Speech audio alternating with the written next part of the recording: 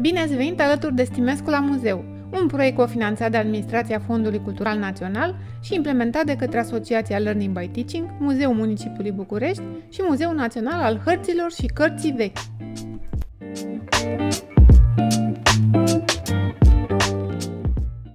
Așa cum bine știm, atelierele Stimescu încep întotdeauna cu o poveste. Citirea unui pasaj dintr-o carte sau chiar o carte cu povești invită copilul la relaxare și cunoaștere. Povestea facilitează accesul micuțului la cuvinte și expresii noi, dezvoltând astfel limbajul și gândirea. Azi ne vom îndrepta atenția spre două cărți, alegând astfel mitologia greacă pentru copiii de școală primară și cartea Din fericire pentru copiii preșcolari. Legătura dintre povestea noastră și tema următoare o va realiza educatorul într-un mod firesc, astfel încât pe parcursul activităților copilul să-și amintească cuvinte, expresii, trăiri, emoții din cartea cu povești.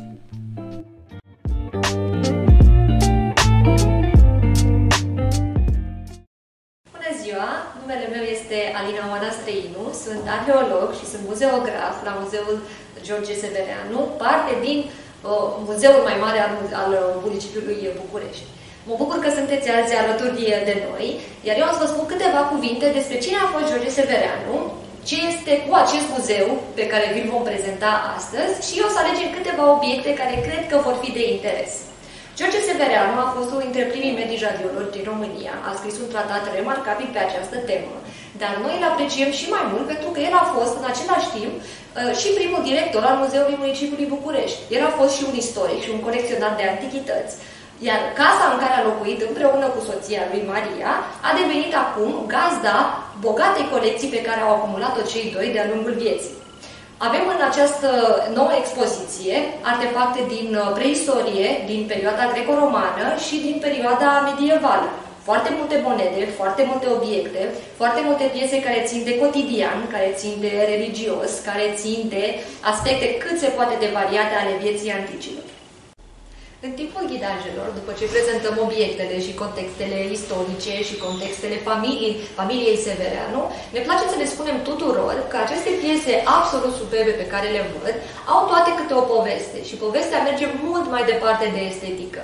Atunci când vorbim de un vas, nu vorbim numai de ceramica din care a fost făcut, nu vorbim numai de pictura care a fost apoi aplicată pe acel vas, vorbim despre un stil de viață, vorbim despre economie și vorbim despre casele oamenilor care au trăit acum 5.000, acum 2000 sau acum 1000 de ani. Un vas înseamnă un meșteșugar. Un vas înseamnă comerț, un vas ajunge în casa cuiva și apoi este folosit la o masă. La fel, se poate vorbi despre universul copilăriei, despre care, din păcate, nu avem suficiente informații. Știm puține lucruri despre ceea ce experimentau copiii în antichitate, poate și pentru că se foloseau de foarte multe obiecte perisabile, din len sau din textile sau din cârpă. Noi, în Muzeul Severeanu, avem câteva obiecte care au legătură cu acest univers al copilăriei. Două dintre aceste obiecte sunt cei doi căluți din perioadă greacă, din secolul 6 înainte de Hristos. Ei sunt frumos decorați. Unul dintre ei încă păstrează schematic un călăreț și bănuim că este vorba de o jucărie. Bineînțeles că nu putem ști cu siguranță, dar știm cu siguranță că mica popușică din teracotă cu membrele detașabile a fost cu adevărat o jucărie, fiind prea mică să fie o marionetă. Specialiștii întotdeauna discută despre obiecte, ce ar fi unul, ce ar fi celălalt, asta pentru că de foarte multe ori nu ne ajută textele.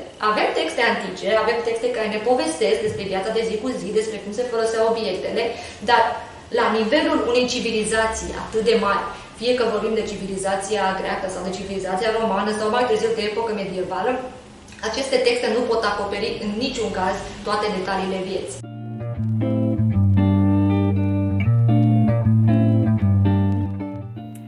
Taumatropul și zootropul sunt două jucării antice descoperite în epoca victoriană și care au încântat mulți copii de-a lungul secolelor. Astăzi vă vom învăța cum să le realizați. Pentru taumatrope aveți nevoie de un disc din carton, perforator, lipici, foarfecă, șnur și decupaje sau carioci, creioane colorate. Cu ajutorul perforatorului realizați două găuri diametral opuse. Introduceți șnurul în fiecare gaură și strângeți-l cu atenție.